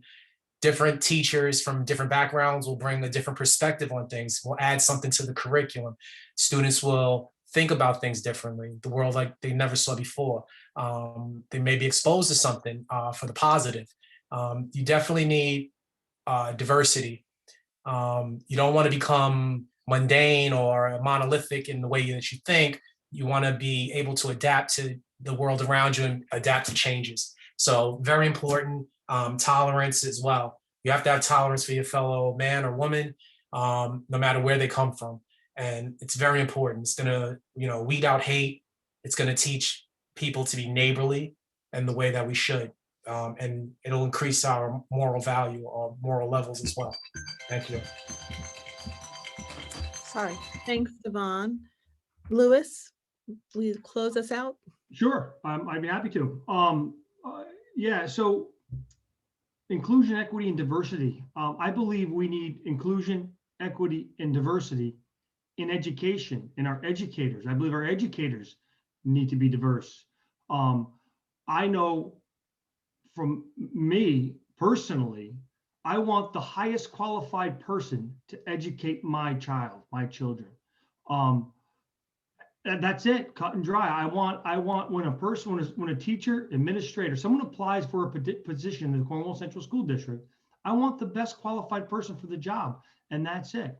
I will accept nothing less from our educators that we currently have to teach diversity, to be diverse, this is all a learned experience. If you allow something substandard, it will be substandard. If we demand excellence and we demand diversity and inclusion and equity, we'll get that. And I want that in our educators. I believe Cornwall is doing well in this department, but this doesn't mean that we can't do better. This doesn't mean that we shouldn't be aware. We have to be cognizant of it every day and every year as we move this peg forward and move up, in our excellence. And we cannot be complacent. We have to be aware and don't pretend that this doesn't exist, and just be cognizant of it and address it as it comes. Thank you, Lewis. Okay, the next question, John, you're going to start us off with it. I have a little bit of a longer intro for this. There's a bill in committee in the New York State Senate that proposes to provide students in grades K through 12 with a comprehensive sexuality education that is age appropriate, medically accurate, and inclusive of all students. According to the bill, the Commissioner of Education and the Commissioner of Health would develop the program with a broad range of experts. Guidance to school districts and model curricula would be posted on the State Education Department website, and local boards of education could opt out of the curricula as long as they establish their own diverse advisory groups to make recommendations regarding the curriculum and content of sexuality education for the school district that conforms in content and scope to the comprehensive sexuality education program established by the commissioner. School districts would also need to establish a process for parents to opt out, to opt their child out of select lessons regarding HIV, AIDS prevention. What is your view of this bill, and how do you think sexuality education should be handled in our schools? Do you prefer a statewide approach or a more local approach? And if you need me to repeat any of that, I certainly will. Right. So it's a definitely a pertinent question given the times that we're living in.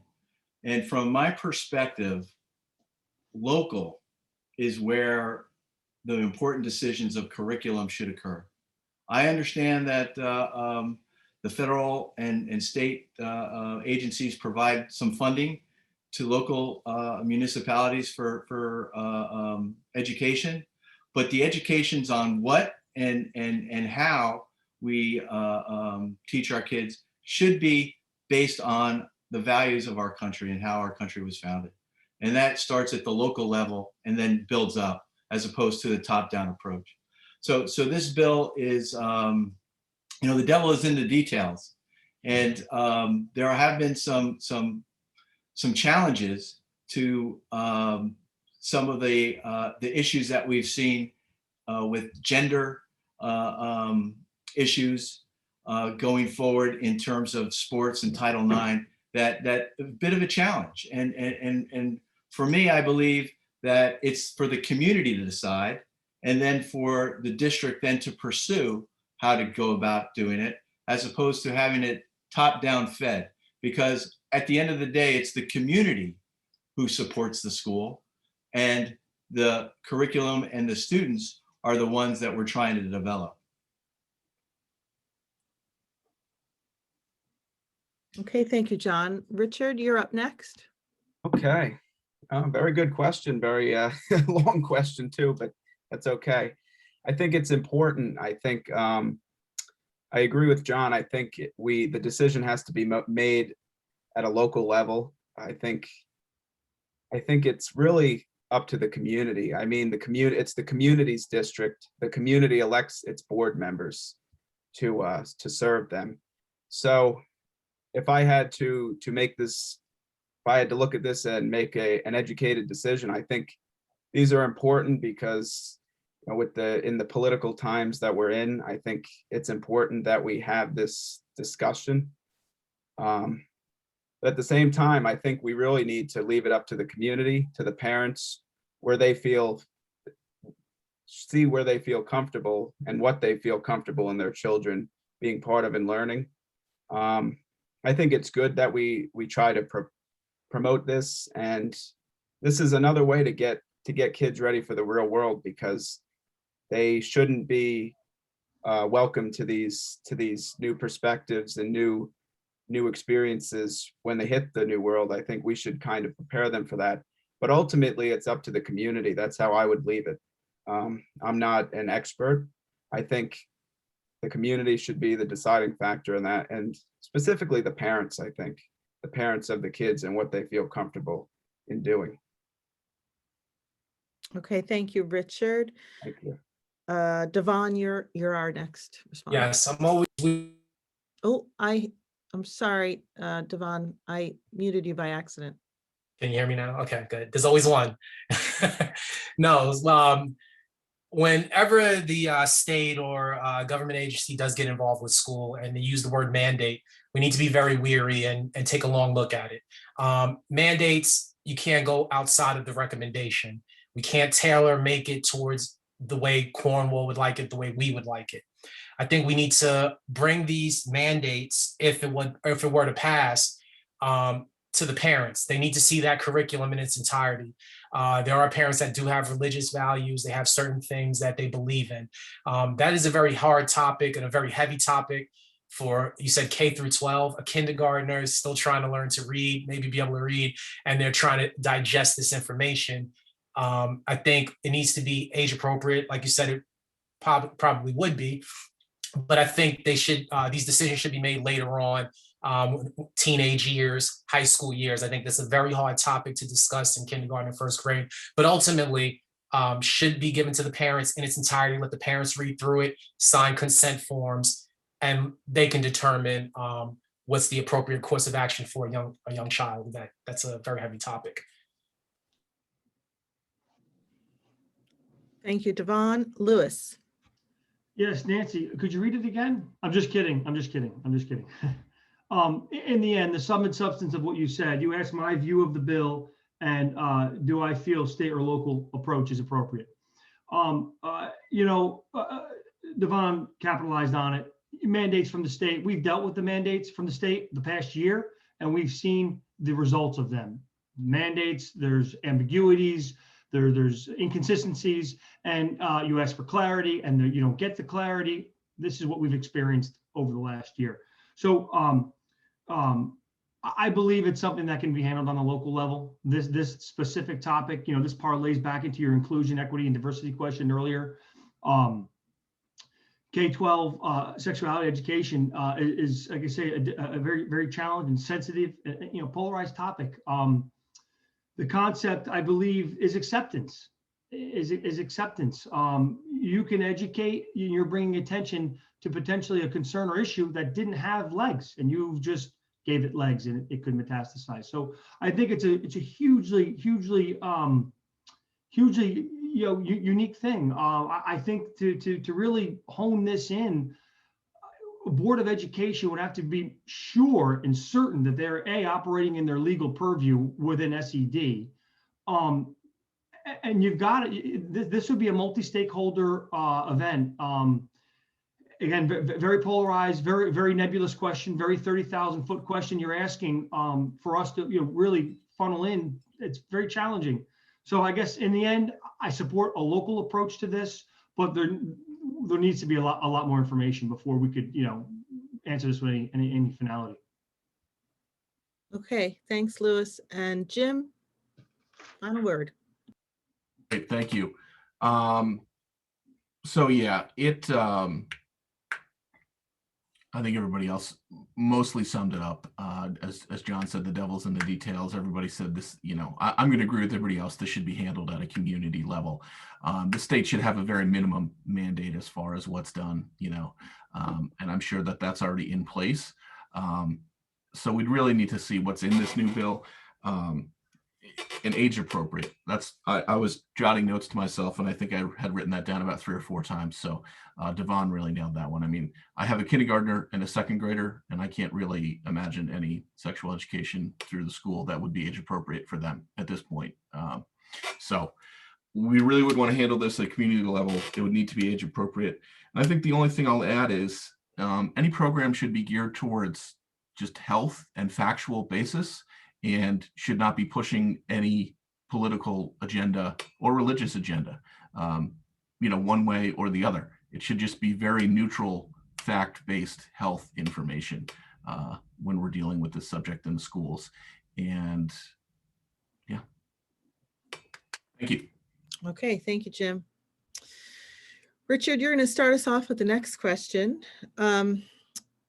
How would you, and for the incumbent board members, how do you, but for Richard, how would you handle direct parent complaints to you as a school board member? By the way, I think this is my 3rd or 4th year doing this forum, and this question comes up every year.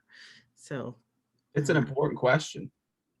I think what we first have to do regarding communication, specifically with parents and community members, is kind of make it known and maybe clear it up that there's different modes of communication. If it's a direct facility or inside a building, what I could do is, if a parent reached out to me and perhaps I don't have the answer, direct them to the correct person to answer their question. So I think we kind of have to be more clear in that regard, that there's certain people that can answer certain questions and we might not have the answer for everything.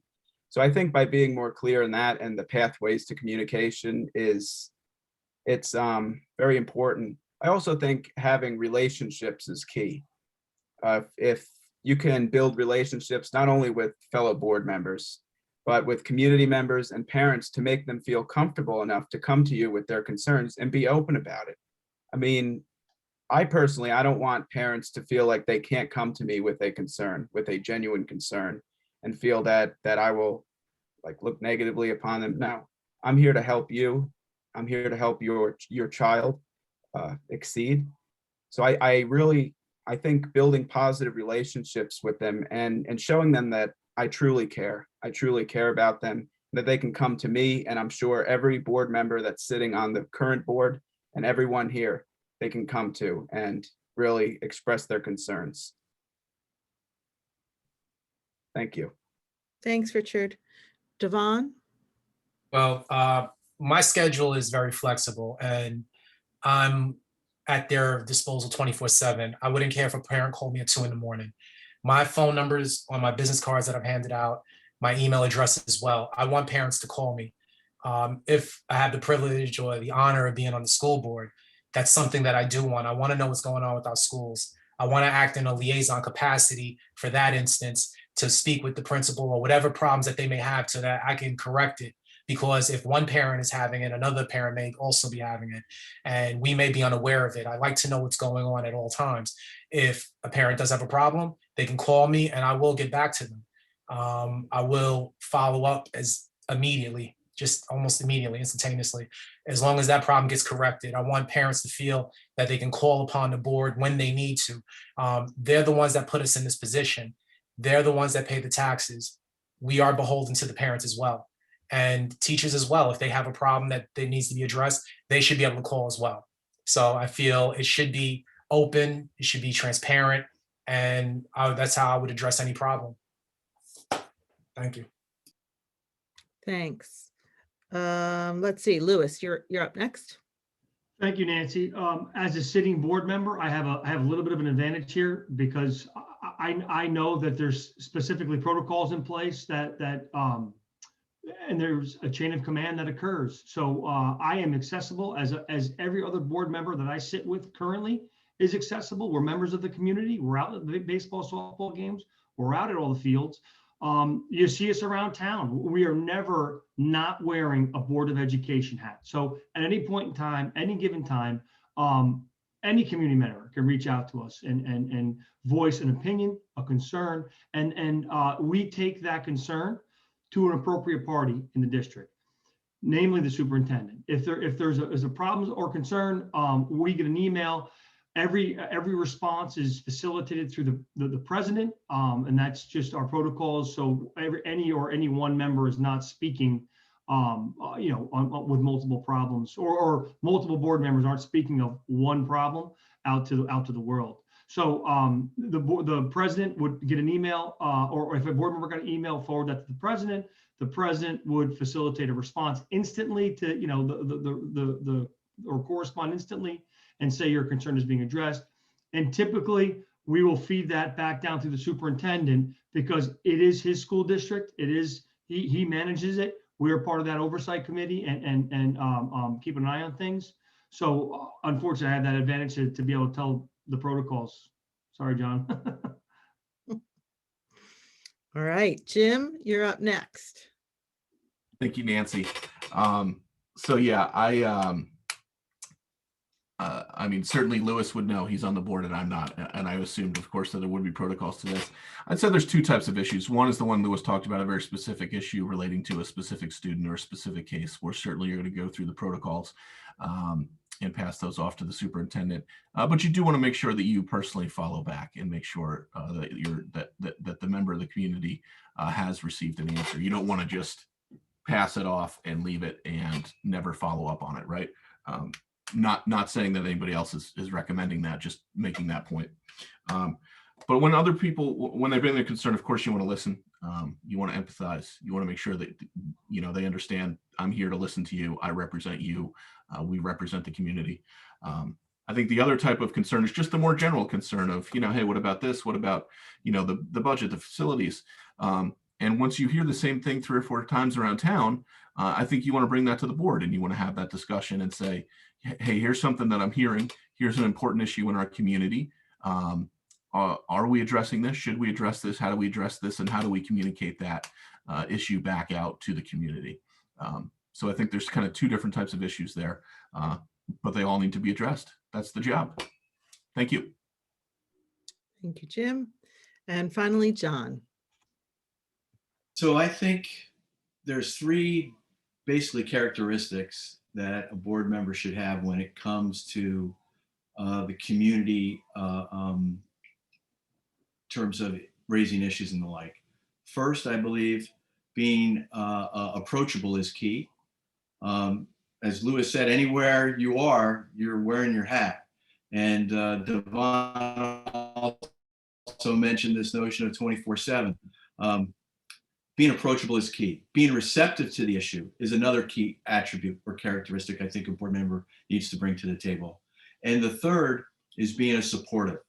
That means, I believe, steering the parent with the issue to the appropriate either protocol or process. We heard Jim talk about, the distinction between a personal issue and a broader issue and how that might be handled.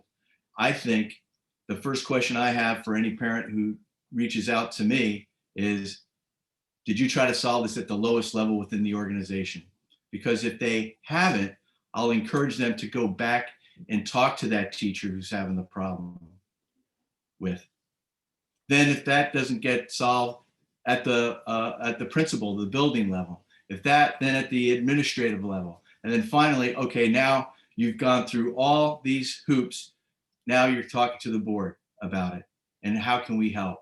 I think from a protocol perspective at the board level, when it comes to after parents have gone through that process and hasn't found a solution, I think we as a board can do a better job of speaking with one voice. There's been lots of communications that I've witnessed that says, on behalf of the board, this is what's happening, where the board itself has not deliberated on this. And the board as a member can only basically influence the discussion. We as a group coming together are strong. That's where decisions are made. One person can't make a decision for the board. And I think what we need to do as board members is hold ourselves accountable to ensure that we are speaking as one voice when these issues do arise. And we're looking to engage either an individual parent or the broader public as one. Okay, Thank thank you. you, John. So Jim alluded to this a little earlier, and the last question talked about direct parent complaints, but the next question deals with the community as a whole. So Devon, you'll start with this. What specific steps will you take to ensure good communication between the board and administration and the community at large? So when you do have a problem the community is facing, that means that this problem is being faced by more than one parent, and it's affecting numerous children.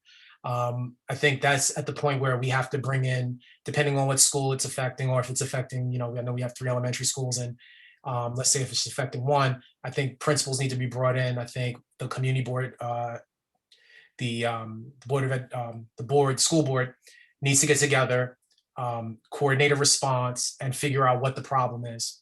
Like Jim said, that there has to be one voice, and I'm a firm believer in that. You have to come together, you have to be able to communicate as a board and trust each other and make a sound decision. And then at that point, I think sometimes emailing is one thing, but I think face-to-face contact, if we can bring them in, let's say to the auditorium, and explain to them what's going on as a board, I think you get more results than an email. Emails, sometimes translation gets lost, but when you look someone in the eyes directly and you're able to convey a message, I think that speaks more volumes than an email. And I think we need to be transparent with our parents. Thank you.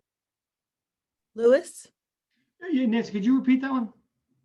Sure. The question is, what specific steps will you take to encourage good communication between the board and administration and the community as a whole, the larger community? Yep. So I think that starts with the first step. Let's start communicating, right? Get the communication, prove to the community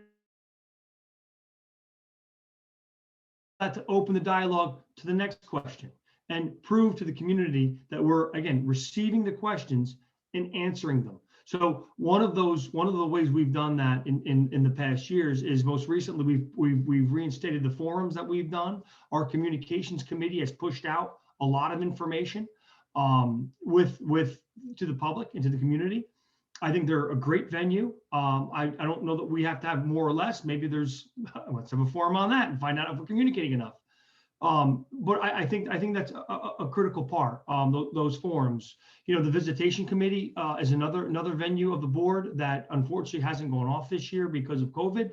but that visitation committee gets into our schools. We're invited in. It's not, we don't have to, we don't have to be allowed in contractually, but very kindly, the teachers invite us in as a committee to see certain lessons and certain operations of the school, tours of the school, critically important for exposure, seeing the kids, seeing the teachers who are local teachers, and they have the opportunity to communicate concerns as well. So I think step one is start the process, prove the process, and continue that proving ground to say, we are receptive, we are hearing, we are answering. Okay, great. Thank you, Louis. Jim? Thank you, Nancy. It's a great question. So I've got a couple different thoughts. One, Louis talked about the communications committee. I think Brendan Carty, I'm saying this not just because his wife is on camera, but because he's done a really good job as a board member communicating out to the community. So the communications committee and the forum, I think that's been good. It's a good start. We need to do more in that area. I'm going to go back to what I said before about some of the long-term planning documents. That's something that I really want to accomplish and make sure that some things are more accessible on the website. There are documents that the board has that they reference, and things can get a little too, inside baseball, for lack of a better term, where the board is fully aware of things, but since they're not on the web and the people don't have time to review them. So I think we need to share a little bit more information on the website than we do personally. And I think that's going to involve too on some of the board, some repetition on the board. You're going to have to say the same thing over and over again because not everybody is involved in every board meeting. So you might get sick of hearing something as a board member, but you might need to beat a few things to death to make sure that the community hears the message that's coming out. And finally, just that, for the recognition of visitors at the board meetings when people come up and ask questions, obviously not all of them can be answered immediately, but I really think we should try and endeavor to answer all of those questions at some time. Sometimes some of those questions go unanswered. Many times they are answered, but sometimes they go unanswered. And I think we should try to make an effort to answer all questions that are raised in that arena as well. Thank you. Thank you, Jim. John? So I think the steps that I would focus on, and I do focus on, is modeling the appropriate behavior. And I think that first starts with being an active listener on what is going on, what's the issue is, what is the concern. The next is to demonstrate respect for it. Just because someone is espousing a view that may be different than mine, I still need to respect that person regardless of who they are, what they've done in the past, and treat people fairly and equally. I think sometimes we get caught up in certain biases that then cloud our judgment in a way that distorts or prevents real solutions from actually coming to the table. And the third thing is act. I think in order to find that solution, we need to engage, to be transparent. And to Jim's credit, Jim mentioned something. People bring up questions all the time, but sometimes those questions are never seem to be addressed. And I think some people infer that that's because the board is unable to or afraid to, or in worst case, being disrespecting to the person by not addressing it. I think there are certain protocols that Louis alluded to earlier that need to be revised to get to a better place so we could have real community conversation, collaboration, and engagement so we can move forward with this school district and achieve excellence. Thank you, John. And finally, Richard. This is a really important question, an important topic. I think one of the biggest jobs or one of the biggest roles of a school board is to bridge the communication between the school district and the community. And I think we really have to invite every community member to help us serve and be part of the process. We have to make sure that public meetings are, well, they're obviously open, but I think like the others have alluded to, that we ensure that when they ask questions that they'll be confident that they're going to receive an answer. Maybe not that same night, maybe not right away, but somebody's going to reach out to this concerned community member and give them the correct information and answer their question. I think we can only grow stronger when we work together, when we unite as one community and one Cornwall. I think this is how we can get things done. So I think that's why it's so important. And I think it's important that we kind of have a standardized approach to this, an approach that we can go off of no matter what we're trying to communicate and how we try to communicate with the community, whether that be for passing the budget or getting information out about the budget, or whether that be for capital improvements, whatever the communication is, or just communication regarding their student or child. I think it's important that we standardize this approach so that we are doing it in a manner that is effective, and that we make sure we make sure the community still has trust in us to communicate with them.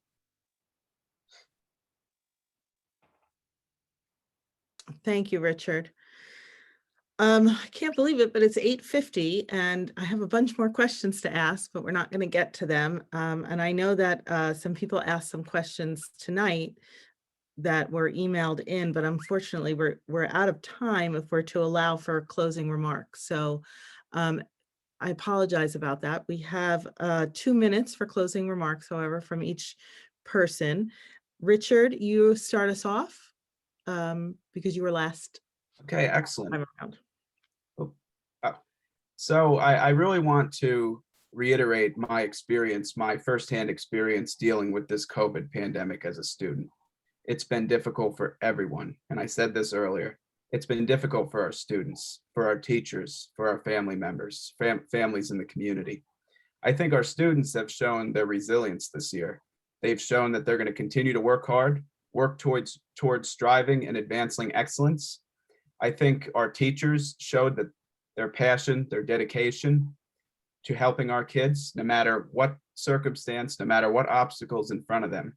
I think they demonstrated that they really have a true passion for what they do. And I want to take this time to really appreciate the efforts of each and every child, each and every teacher, and each and every parent who has been struggling themselves and seeing their child perhaps struggling with this whole year. And I want to express my appreciation to you for all the sacrifices you've had to make this year. So I want to close with this.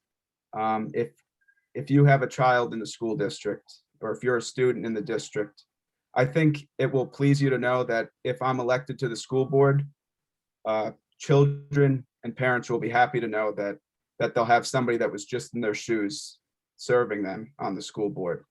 I want to thank you for tuning in. I want to thank the other 4 candidates. I think you did a great job and I really enjoyed listening to you. And thank you to the PTO for putting this together. So thank you. Okay, thank you, Richard. Next, Devon. I just want to say thank you, Nancy, Sean, and Bridget for making this happen tonight. I want to thank the other candidates for attending. Thank you. Listening to your views. What I want to say is I want us to get closer together with the community. And I know we are the school board and we focus and we emphasize a lot on the parents and students, but we also have to be more transparent with the seniors and the other families without children, couples that live in our community as well. The budget does affect them as well, and they need the information also. We have to be more transparent and actually get the information out there, be a little bit more proactive. We need to have a plan. It just can't be this year or next year. We have to start thinking in terms of 20, 30, 40, 50 years down the future. We have to start thinking about our kindergarten children when they become seniors and when they go to college. We have to start preparing them early so that at least if they're getting scholarships, it's taking a lot of burden off the parent. They may have to still pay their tax bill, but at least they're not paying a tax bill and college tuition. We have to just be more proactive in our thinking. We have to plan for emergencies and we have to plan for the worst, but we always have to expect the best. And I know our students can do the best that they can with proper development, proper support. They have strong parents. We have some of the best teachers. They're motivated. And I know that Cornwall has the best days ahead. And I promise that if elected, we will be #1 with the innovative ideas that I have. Thank you and good evening, and God bless you. Thank you. Thanks, Devon. Lewis.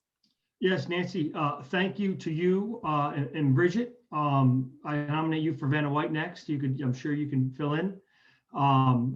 And the CCTA, I appreciate you guys putting this event on. It's always great to be part of it and to witness it when it's not my year, to be privy to see these candidates and see what everybody has to say. I appreciate the candidates being president. I've been vice president the last 2 of 3 years for the Board of Education. It's given me a unique look of the real true inner workings and of the Board of Education. I know that I've served the last 3 years with honesty, integrity, and at the root of my every day on the Board of Education, it's every decision that I've made has the children, my children and your children, thought of in that. And so know that for their safety, their security, education, and well-being, those decisions that get made have them in mind first. So I'd happily have anybody vote for me for the Board of Education. I will work hard for you, and thank you. Have a great night. Thank you, Lewis. Jim? Thank you, Nancy. So thank you, Nancy, Bridget, Sean. Thank you to PTO Trust for putting this on. Thank you for the other panelists. I think this was a great discussion. As I talked to somebody, I live in the village recently, a few months ago, I said, what a great testament to our local community that we had such great choices in the local village election, that we had choices, and we have such great choices here tonight. So I think that's great for the voters. Thanks to my parents for raising me and putting me on this path. And most importantly, of course, thanks to my wife, because I couldn't be sitting here doing this if she weren't watching 4 kids upstairs. So hopefully my 4 kids will thank me someday. So just in closing, I'm a Cornwall graduate. I'm a father of 4. I'm a local business owner, community volunteer. I will bring leadership, communication, and consensus building skills to this board. I've sort of had a trial by fire. I've almost felt like I've been doing some of the work of what a board member would be doing by communicating with state, local, and county officials, working to get our kids back to school this past couple months. And Mr. Dade and Mrs. Bryan have both emailed me and said, thank you for your advocacy on behalf of our children. So that's sort of just lit a passion for me. I'd like to continue that work. I humbly ask for your vote on May 18th. We have a great district with great students, great staff, and I just want to continue keeping us headed in the right direction. I think, the real proof of how great this community is I chose to move back as an adult to raise my children here. And I just want to continue to make sure that my children and the children in the community have the same chances and experiences that I had as a child and formed me as an adult. And I hope that we continue progressing, doing the great work that we've been doing as a district. Thank you very much. Have a great night. Thanks, Jim. And finally, John. When I was young, it was ingrained in me the saying of good, better, best. Good, better, best, never let it rest till your good is better and your better is best. When I joined the board, I believed the district was good. In the 3 years that I've been on the board, the district's gotten better. And believe it or not, with the hard year that we've just had, the new hire of Terry Dade, with new teachers, with the quality of people that we have been able to recruit and retain, the district is better. But I know it could be best. And my focus is making that possible. And that can only be possible if we have a plan. That plan, I don't know if it could be a 30 or 40-year plan, as Devon was mentioning as his ultimate aspirational goal. But I do believe it's in our reach to have a 3 or 5-year plan where we can, as a community, decide what's important, what we want to look like, and how we're going to get there, covering not just people and property, but also the money aspect of it. I believe that based on my experience in finance, I bring a unique set of skills that other candidates, as quality and high moral, and outstanding as they are, don't have. I believe my background in risk management and strategic planning allows that skill set to be helping the administration find that way path to a transparent plan for the future. So I ask for your vote. I thank you, PTO Trust, Nancy, Bridget, and my fellow candidates, and I wish you all a good night. Thank you. Thanks, John. I'd also like to reiterate what all the candidates said. Thanks to the PTO Trust and to Bridget, our timekeeper, and to Sean, our IT person, to all of our candidates, Devon Alston, Louis Argenio, Jim Cragan, John Edlund, and Richard Schaffner. Hope I got everybody right there. I'm Nancy Proyect from Vision Hudson Valley. Remind you, please vote on May 18th, and everybody have a good night. Thanks for joining us. Thank you. Take care. Thanks, Nancy. Good night, Thank you everyone. very Have a much. good night. Thank you, Have a good everybody. night. Bye-bye. Take care, everyone.